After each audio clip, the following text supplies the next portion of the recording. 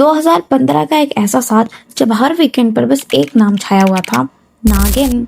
इस सीरियल का इतना क्रेज था कि इसके एकता कपूर ने 7 सीजन निकाल दिए अब तक। एंड ऑब्वियसली एक सीजन हिट हो तो उसका दूसरा ना ऐसा हो सकता है क्या? सो आज के इस वीडियो में हम नागिन सीजन 1 को रिविजिट करेंगे। So let's start. ये है ऋतिक, जो एक ग्रीन फ्लैग होता है। लिटरली सारे ही जो बेस्ट सीजन होते हैं ना, उसमें हीरो ग्रीन फ्लैग ही होता है, बट ये लोग आगे के सीजन में जाके उसको ultra pro max red flag बना देते हैं और सीरियल का तहस नहस कर देते हैं और ऑडियंस को फ्रस्ट्रेट कर देते हैं। सीरियल के स्टार्ट में वो दिखाया जाता है कि ऋतिक जो है उसको बहुत टाइम से एक ही सपना आता है, कोई नागिन वागिन का। फिर उसकी शादी जो है लावण्या से होने वाली होती है और उन लोगों की एंगेजमेंट होने वाली होती है। और फिर हमें दिखाया जाता है एक हैप्पी फैमिली, जिसकी रियलिटी तो बाद में पता चली जाती है।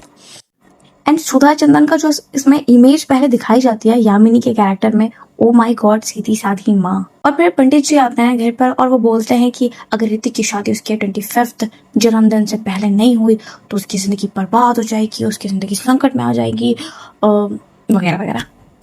व्हाट? शादी नहीं हुई तो इंडियन टीवी सीरियल में हर चीज का उपाय शादी ही क्यों होती है?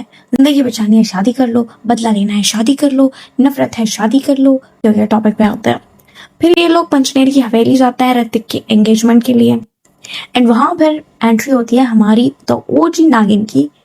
सच बताओ तो मैं मोनी रॉय से इस सीरियल में ऑब्सेस्ड थी। मतलब उसका ड्रेसिंग सेंस, उसका हेयर मेकअप, लिटरली उसका पूरा लुक। एंड जब ऋतिक शिवन्या से मिलता है तो पहली नजर में वो उसे बहुत पसंद आ जाती है। और फिर शेषा की एंट्री होती है ऐसे डायलॉग से जो सर के ऊपर जाते हैं। इस सीरियल में इतने ऐसा डायलॉग्स है ना, सीरियसली मतलब वर्ड को ये लोग अलग अलग भाषा में इतनी बार बोलेंगे ना, बाप रे। ये VFX। ऋतिक की शादी वाले दिन शिवन्या अपना पहला इंतकाम लेती है। फिर शिवन्या यामिनी बनकर लावण्या के पास जाती है और उसको डराती है कि ऋतिक पर जो खतरा है वो तुम पर आ जाएगा। तो वो डर जाती है एंड शादी छोड़कर भाग जाती है। और फिर यहाँ शिवन्या दुल्हन के जोड़े में बैठी होती है। जब मैंने यह सीन देखा था तो मेरे दिमाग में 2 क्वेश्चन आए थे। फर्स्ट ये कि शिवन्या को अजीब नहीं लगा कि वो किसके घर में है एंड फिर वहां शादी का जोड़ा पहन के वो बैठ गई है कि मैं शादी कर लेती हूँ उससे। एंड सेकंड थिंग, बदला लेने के लिए शादी ही क्यों? मतलब उसके पास इतनी सुपर नेचुरल पावर्स हैं, वो मुंह से आग निकाल लेती है, वो फूंक से आंधी ला देती है, ना जाने क्या क्या कर लेती है। बदला लेने के लिए शादी ही क्यों? छोड़ो, मैं भी क्या लॉजिक ढूंढने बह गई, वो भी इस सीरियल में। शिवन्या को लेके आ जाती है और उन दोनों की शादी हो जाती है। फिर शादी के बाद उन लोगों को रियलाइज होने लगता है कि घर में नागिन है। एंड फिर वो बारी बारी चारों को मार डालती है। एंड फिर शेषा जो शिवन्या को पहले ज्ञान देती थी कि अपने बदले से मत भटको, वही उस प्यार के चक्कर में हर चीज से भटक जाती है। एंड फिर लव ट्रायंगल भी स्टार्ट हो गया। और फिर सीरियल का सबसे बड़ा ट्विस्ट आता है कि यामिनी सबकी बॉस है और वो सबसे बड़ी कातिल है। और फिर पता चलता है कि ऋतिक यामिनी का बेटा नहीं होता है, बल्कि वो उसके भाई का बेटा होता है। और फिर ऋतिक के पापा दिखाया जाता है, उनको ब्लैकमेल करके वो लोग नागमणि पता लगा लेते हैं और फिर ऋतिक से वो नागमणि उठवा लेते हैं। ऋतिक को भी मारने की कोशिश करते हैं बट शिवन्या उसको बचा लेती है।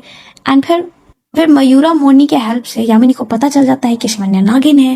एंड फिर हमारी दोस्त से बनी दुश्मन शेषा और यामिनी ने मिलकर अंकुश को मार दिया और ऐसा शो किया कि शिवन्या ने उसको मारा है ऋतिक के सामने। एंड फिर ऋतिक ने शिवन्या को घर से बाहर निकाल दिया। फिर ऋतिक नागमणि वापस रखने का फैसला करता है, बट जो यामिनी है वो उसे वापस देने के लिए रेडी नहीं होती है, इसीलिए वो ऋतिक को मारने की कोशिश करती है, बट शिवन्या उसको फिर बचा लेती है। फिर यामिनी और शीशा को महेशमती के बारे में पता चलता है एंड वो लोग उसे बाहर निकालने की कोशिश करते हैं, लोग सक्सेसफुल नहीं हो पाते हैं। ऋतिक और शिवन्या एक हो जाते हैं। फिर यामिनी ऋतिक को फिर मारने की कोशिश करती है बट शिवन्या ऋतिक को फिर बचा लेती है। एंड फिर उसमें काली माँ की आत्मा आ जाती है और वो यामिनी को मार देती है, बट पता नहीं कैसे यामिनी सीजन 2 में भी जिंदा रहती है।